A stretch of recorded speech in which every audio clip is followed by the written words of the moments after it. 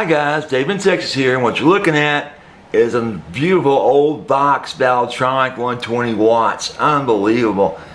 Only problem with it is it's got some busted knobs on it, which seems to be very common for this amp in its age. They just spin completely around. You can see that or not, but here's one that just goes completely around in circles. The pots are broken on them, and they're hard to get in there to replace.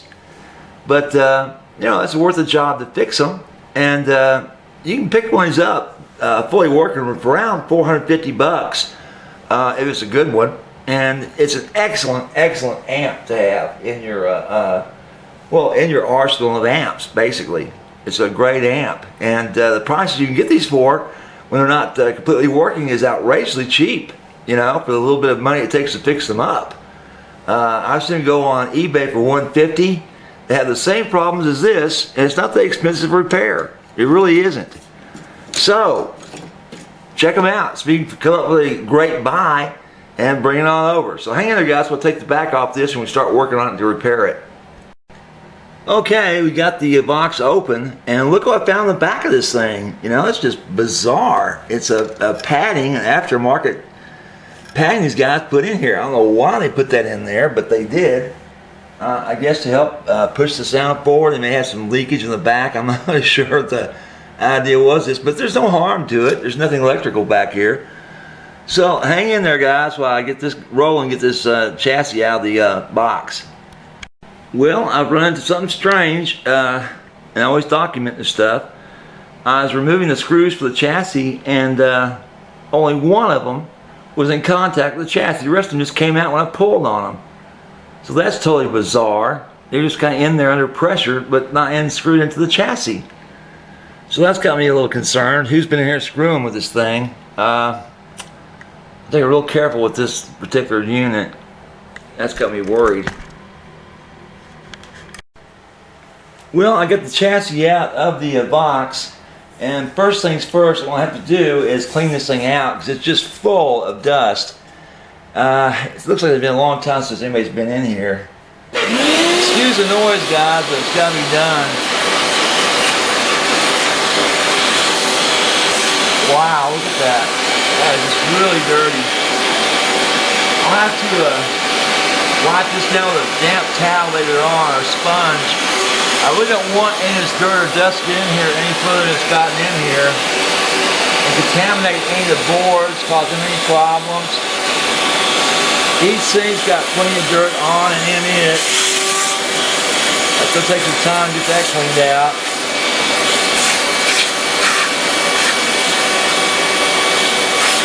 I may have to wash it down as well.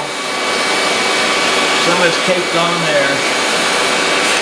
And the bottom of the chassis got a lot of sand, it looks like that for some reason. Like it's been on a beach, you know. Wow, look at that.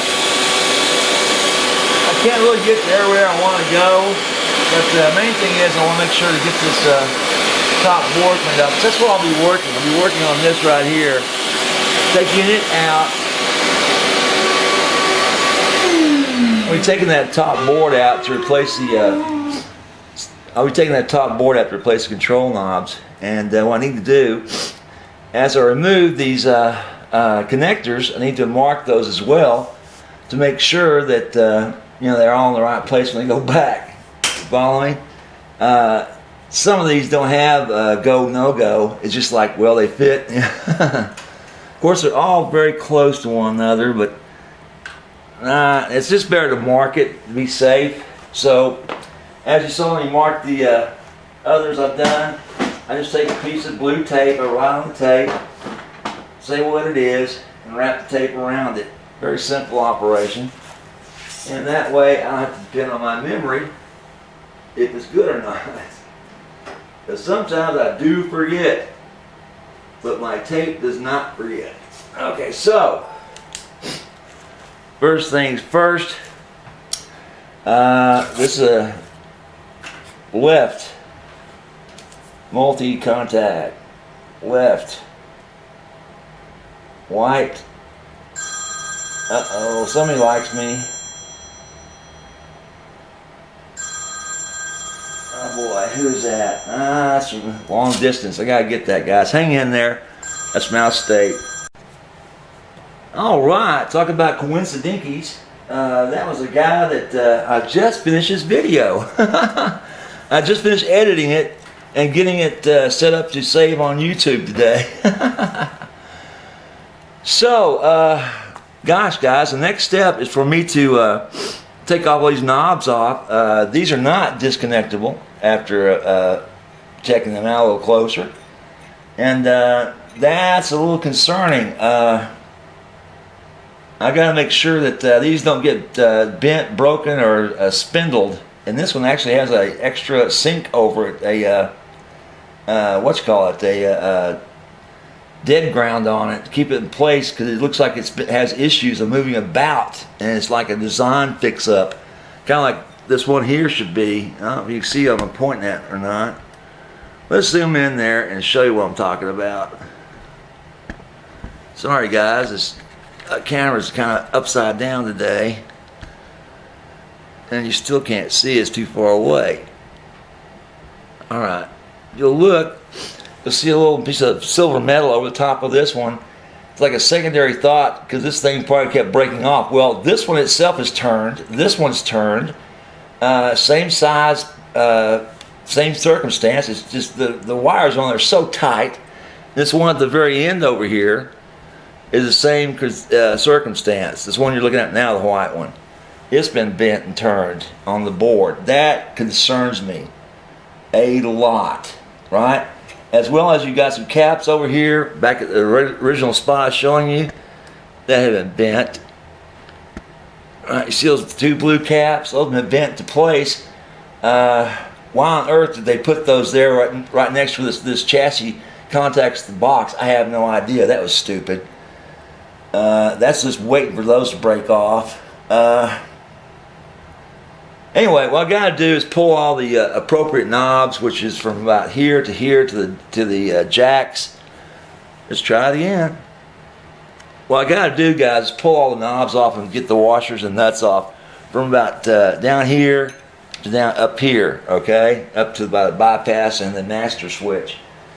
Get those off. I'm going to need a nice little tool I've got, if I can find it ever. It's always hiding from me. It has to work. Here it is, right next to my little files. And this helps me get these chickens off here, you know.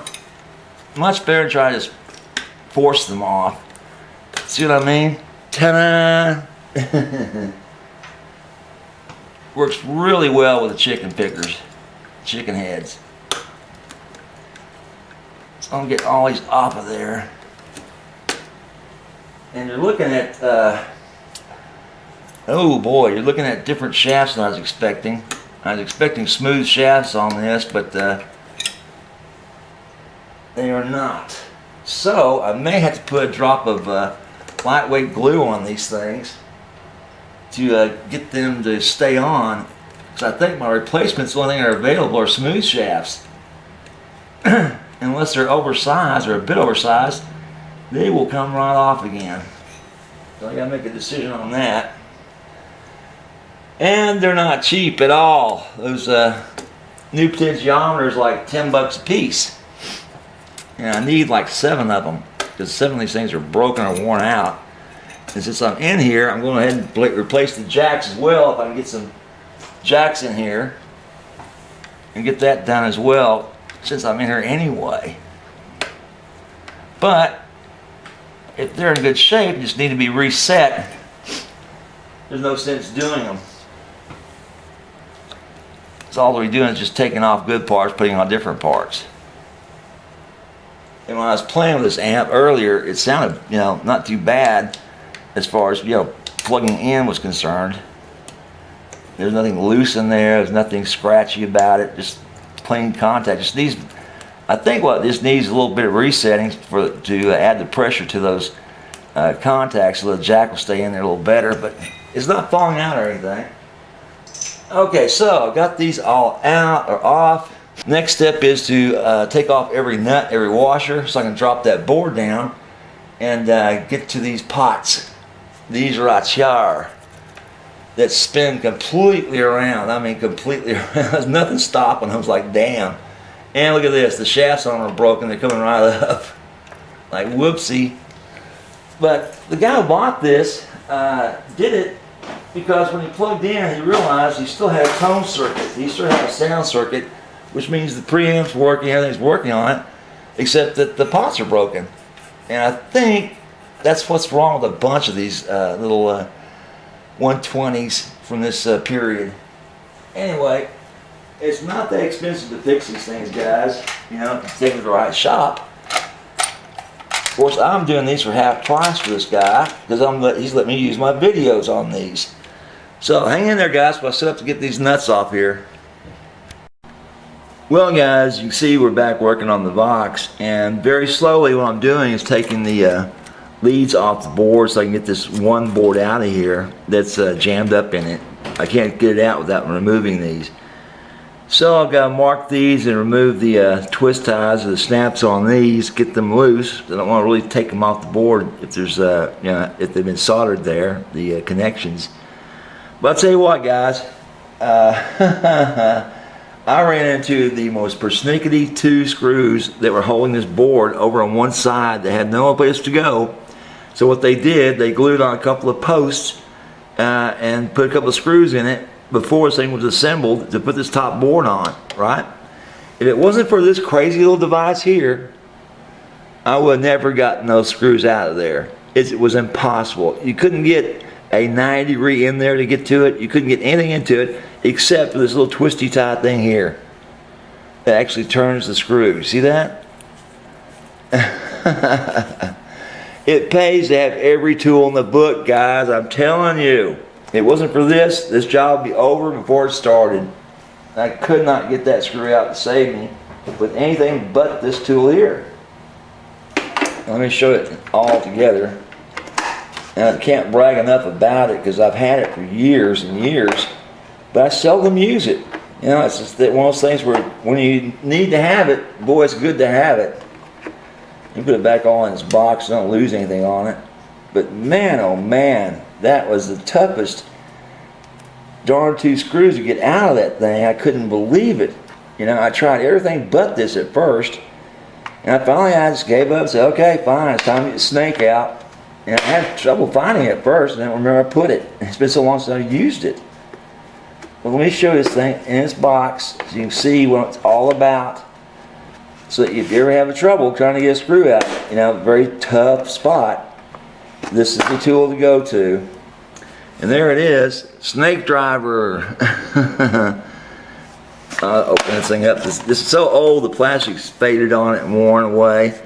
All scratched up. But anyway, here it is, and it's pretty much entirety. Some of the parts are missing, but anyway, look at there. That's what you need if you have a screw that's so tough, or a you know, a nut that's so tough to get to. You can't get your hands in there. You can't get any tools in there. You can't even get a vice grip in there to grab a hold of it somehow. Just give it a first, you know, little first turn so you do it with your fingers. Anyway, what we're doing with this, we're going to take these pots off here, these bad pots. There's 5 of them that are broken, and solder on a new set of them and get that going for the guy. And that should settle his problems pretty quickly. But I've got to disassemble this very carefully so as not to do any damage. And I've got to cut a bunch of twist ties on here to do just that, to get it out so I can work on it. So that's going to come a little later. I'm going to order the parts in, get those in first, clean this thing up as well. It's pretty dirty still. And hang in there, guys. We'll be back in a second. Well, we're working back on the box, doing the replacement for the control knobs only. And the problem I've got is I got to remove some of these cords here. And beyond that, the problem is you can see they're micro soldered. A solder sucker won't get them. Those joints are just too small for the type I've got. I got to go in there with a flat nose soldering iron, and of all things, the old style wick, to get that solder off, to get this ribbon out of there so I can get the control knobs outside the chassis. What a pain in the ass. But I've undone several of the key ribbons. I cut one to the light, which will make no difference. I'll just splice a new wire in there for it. But most of these had to be undone before I could get in here and get this the board out for the control knobs. What a pain. I mean, they didn't much care about people working on these things, it looks like, by the way they treat you. But nothing's pop in and out. It's all soldered in. So I've got to come in there with a needle nose, a soldering iron, some wick, and try to pull that out without doing any damage to that particular, bracket there. So hang in there, guys. My hands are going to be always in the way, so I'm just going to cut away. Well, I'm looking at the back of the board, guys, and here are the controls on it, the potentiometers. This is the soldering job they did. And it looks like they took a microfilament and put it on here and shot these.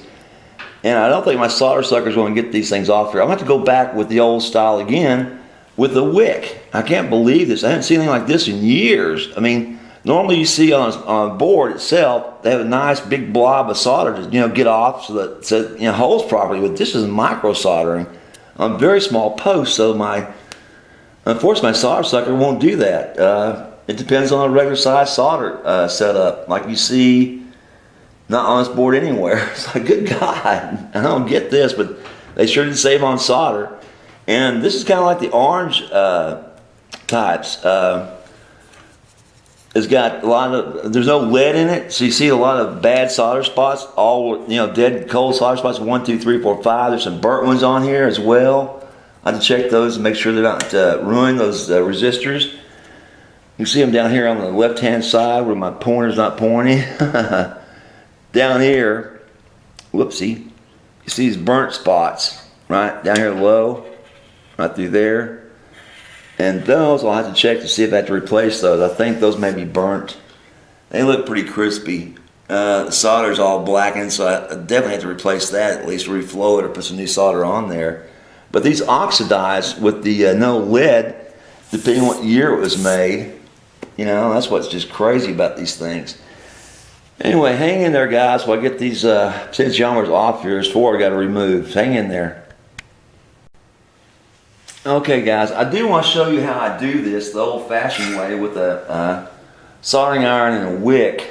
Now, what you do, of course, with the wick, you spread that out. You don't keep it compressed like it comes in your little container. But let's see, make sure I get the right ones. 1, 2, 3, 4. Yeah, there's the first one. So I put it on the solder itself. You can see this. No, you can't, of course.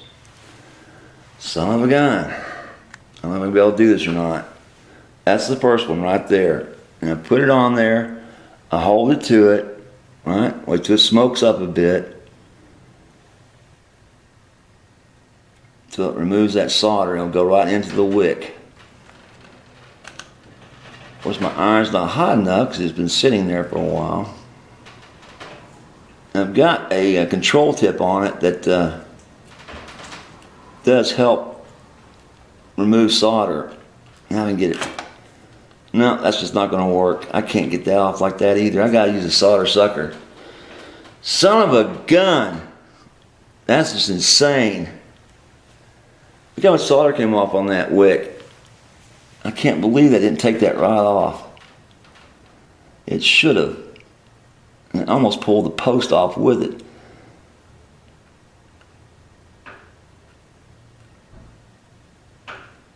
I know it should have come all the way off there.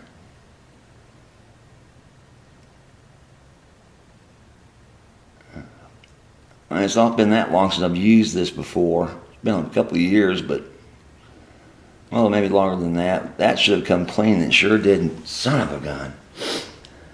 I'll have to check it to make sure. I'll get a magnifier in there and make sure it's gotten that loose. But I'm going to switch over to a solder sucker and see if I can't use it on that small solder job. Hang in there. So as you can see, I've got one of them out. The solder sucker did finally work. God help me with the rest of them. I got 3, 4 more to go. But I can see what's wrong with this. The shaft is completely broken free, so it just free spins. There's no control over the controls at all. And And I don't want that to happen again, obviously. But anyway, I went ahead and bought chicken knobs for the ones that I'll be replacing. And I'll place those on the amp when I'm finished and have it all set back up again. But I will explain to the owner, don't pull on those knobs, you know. If you gotta take them off, get something underneath them, like they're a very thin screwdriver to remove them, which I'll show them how to do. Rather than just get on there and pull them, and pull the shaft out. As you can see, the shaft is completely out of the pot. Look at that. What a nightmare. Now, once you break the shaft on, that's it. That's gone. Okay, so I'm gonna cut away, get these other ones out of here, and show you the board clean. So hang in there. Well, my solder sucker didn't work as well as I wished it had worked. It still lets some of the solder back in the holes of this. So I'm taking a D-string and I'm pulling it through and using it kind of like a little file to get all that extra solder out of there. And the good thing is it's got a nice long skinny lead to just get it started. And I think you can hear me doing this. I don't know if you can see it or not, but it's opening up these holes so I can get the legs of the pots in. And these things fit perfectly once I get these cleaned out. Alright, so there's another one clean. I want to lose that little tool there. Those are the old ones. Oh, I'm done with the new ones. Great. Behind it. Okay, let's put a new one in there and show you how it's done. Very gently and very softly. You want to put some pressure on these equally, all three legs. And this goes right in. So there it is. And it sits right up like that. Now, once it's soldered, I'll hold it in place like this or put some little shim underneath it so it doesn't fall down again. But these are very bendy, okay, without the solder in place. But that's about it, guys. Once that's done, I'll start reconnecting everything and testing all those bad solder spots. As well as I'll use my diode and resistor tester on all these black spots on the board. So those are actually burnt parts. Hopefully they're not. But several look like they're kind of crispy. And that may be an issue because a lot of them are switches that I don't have to replace anything with. But when we plugged it in and turned it on, the only thing that wasn't working were these pots. So we'll see what we will see. Okay? So hang in there, guys. Here's something I can show you. I was having trouble getting the board out of the chassis because of this one wire here, and it just would not come loose no matter what I did. I heated it up, tried to get it to pull out, and I finally got the part out, but after I already snipped it. So what I'm going to do is go back here and add length to it this time so I have no problems with it. Add some length to it so you can actually put it back in the chassis without having to, you know, worry about pulling it loose again. So just a nightmare thing. So basically what I'll do is just take a couple pieces of wire, wrap these ends together, right? Wrap the ends together, solder those up, and pull some heat shrink over it so I extend the length of this thing so I will never have a problem getting back in there if I had to get back in there again. And I hate pulling these things apart like I had to, but rather than spend time and damage the connection, I just went ahead and just cut them free. So now the trick is to get in there, wire these two together as best I can, and try to keep it on camera, which I can't. Very simply put them together with a couple of twists and extend them. Anyway, I went with two different colored wire, well, one different colored wire, so if anybody looks at it, they'll know it's a secondary job. It's like, who did this? Why do that for? Well, you're going to take this thing apart, you'll know why I did it. Oh, what a nightmare this thing was. Let's try to get that board out of that chassis. So now, I'm just going to take some solder these two together. Sorry you can't see this or not. Ah, geez, what a nightmare. I'm just going to solder these parts together real quick, just like this. That should be enough on that one. Just other one fixed up. And I'm still running a cold and fever, guys, so bear with me. My voice sounds crackly, crummy. Much more crummy than it normally sounds.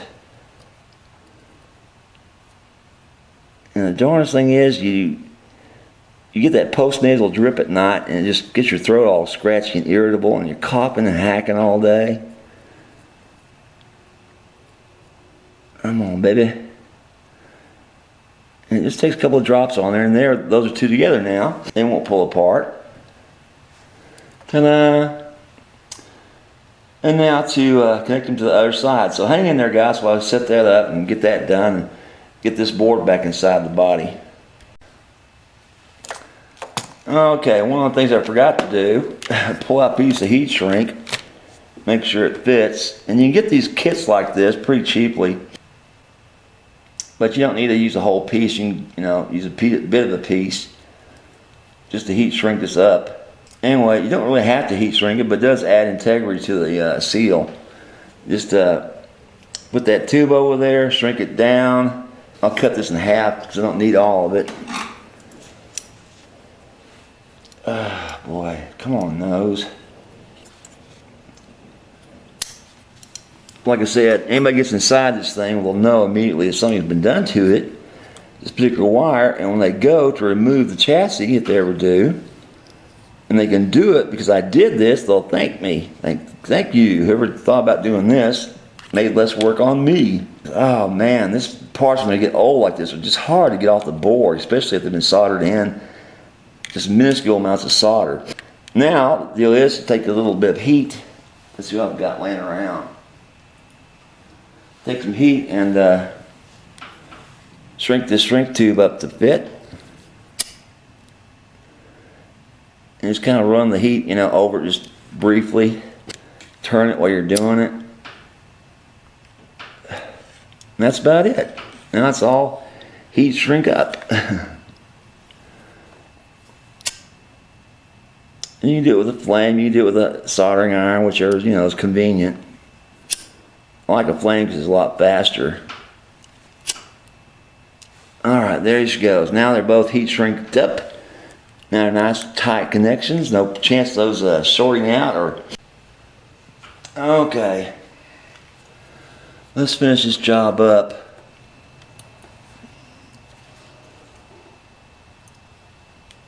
Why won't that close down? There you go.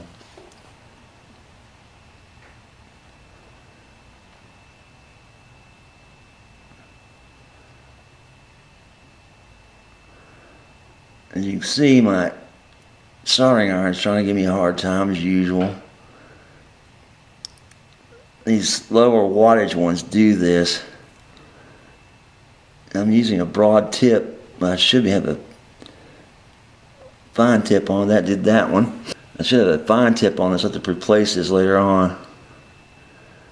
This was for removing solder, not putting it on. It spreads the temperature and it's not as precise. That should do it.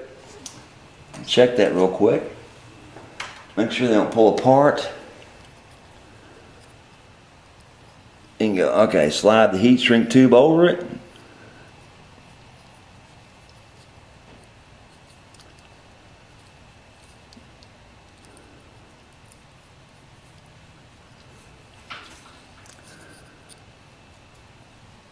Okay, get that lighter back.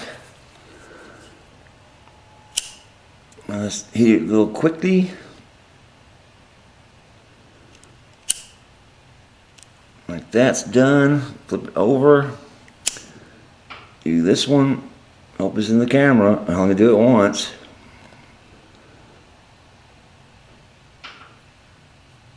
Alright. Let that cool for a second, and she's ready to go back inside the chassis. And when putting it back in the chassis, it'll be much easier to connect it and get it back where it belongs on the board, rather than having that tight wired thing they had originally. They were able to put on there with solder and finish it up. Of course, me trying to get it back off again is a totally different subject.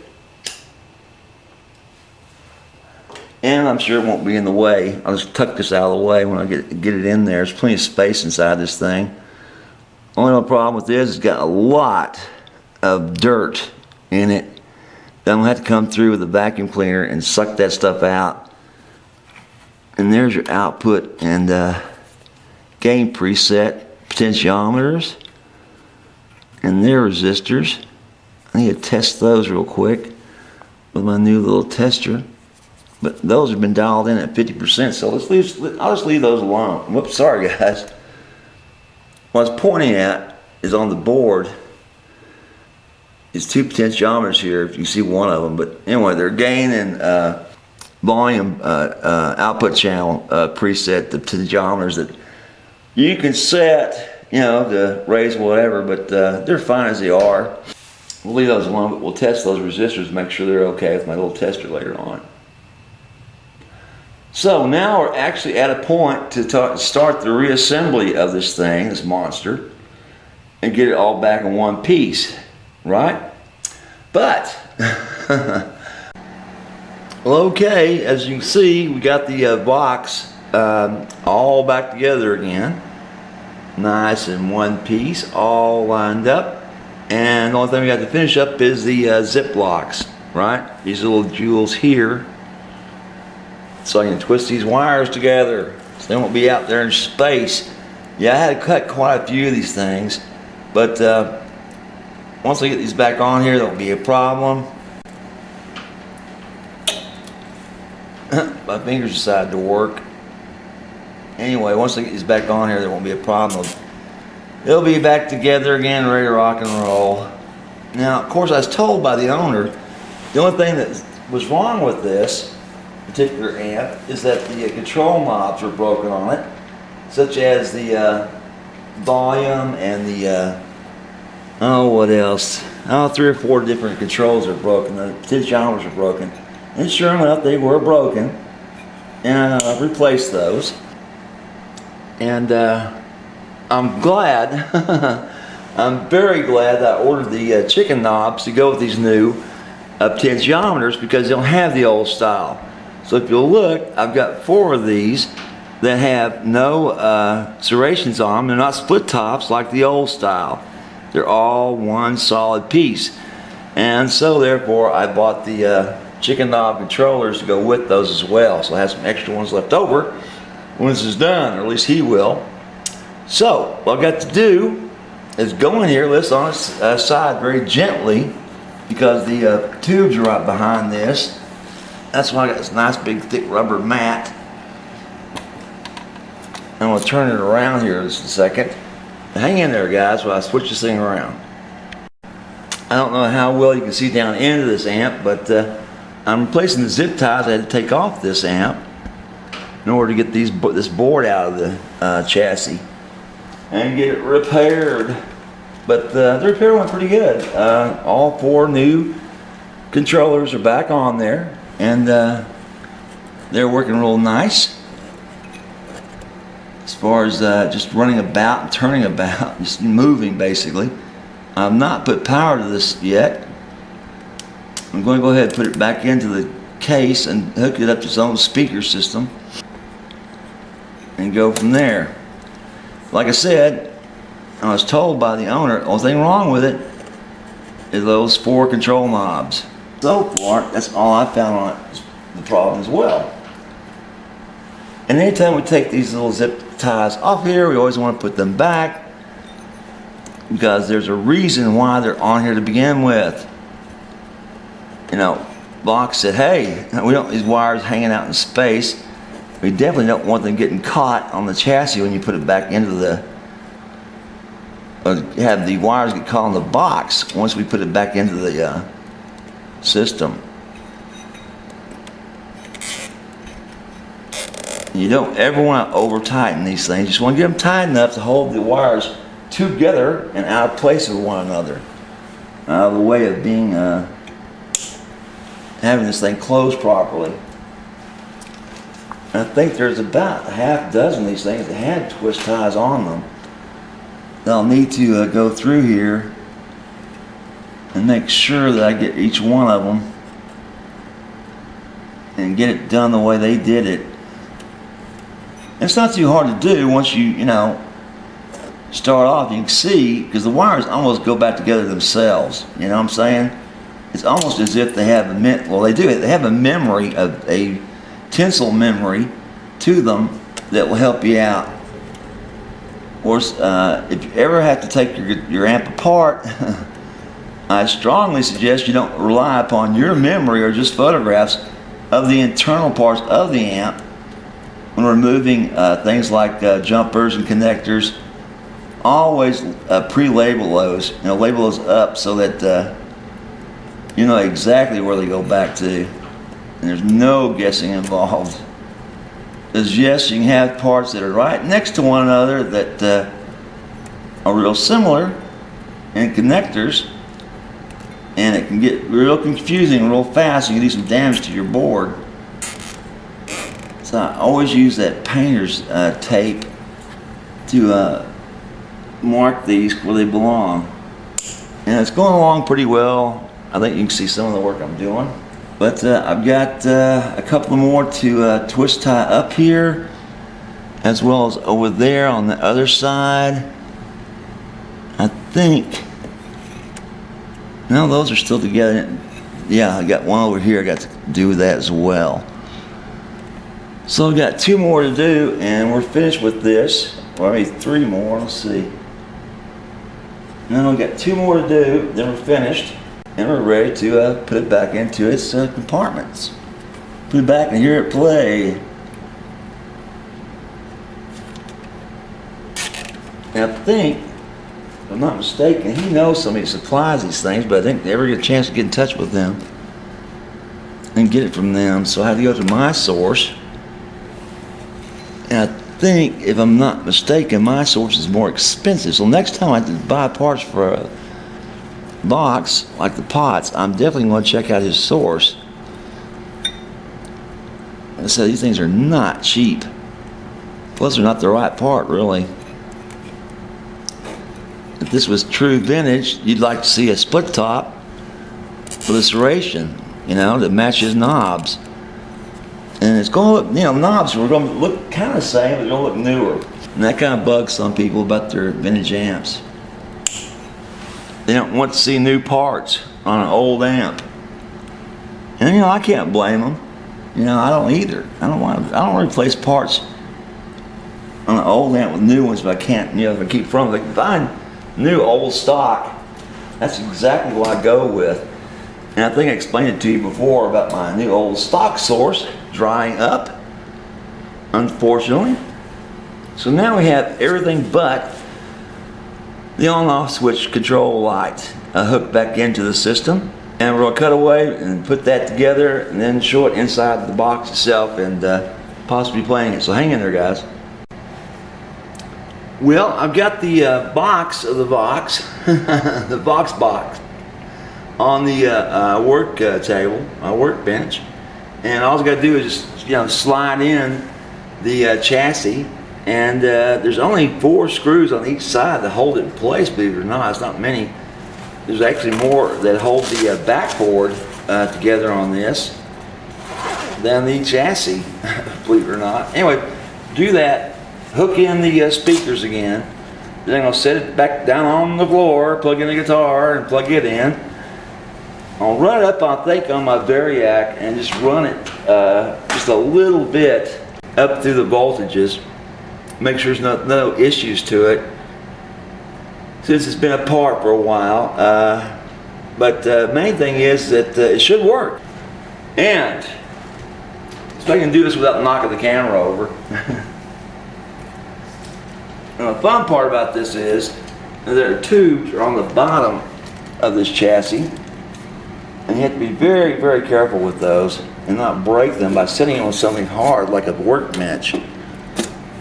It's good they have a nice thickly padded workbench with not only a rubber pad but also with really thick tarpaulin cloth, I mean really thick, to protect this amplifier. Alright, now she's back in a little bit deep. I have to pull it back out a little bit, but only thing left to do is put the screws on it. Now we'll go through here and put these connections back on the speakers. And we'll make sure we get the ones on the right ones. This one goes to the left, the other one goes to the left. Alright, see.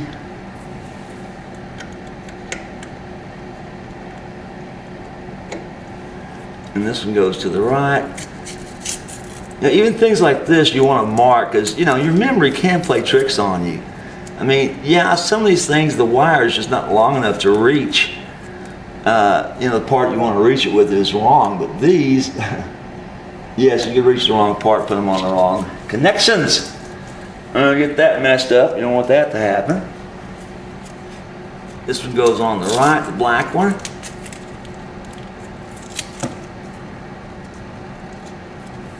The other on the left. And I think the last thing I'll do with this, I'll go ahead and get the oxide out and use that on the jack plugs with my little plastic brush.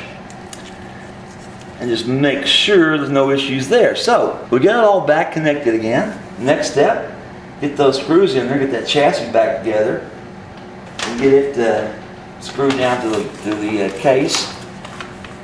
And what I use, guys, I'm pretty sure you've seen this before, but everything goes into this, into one of these huge manila envelopes. The good parts, the bad parts, the used parts, the old parts, the new parts. Everything goes in so it does not get lost. Okie dokie. Okay, well, this is the Vox test. I'm playing the guitars out of tune.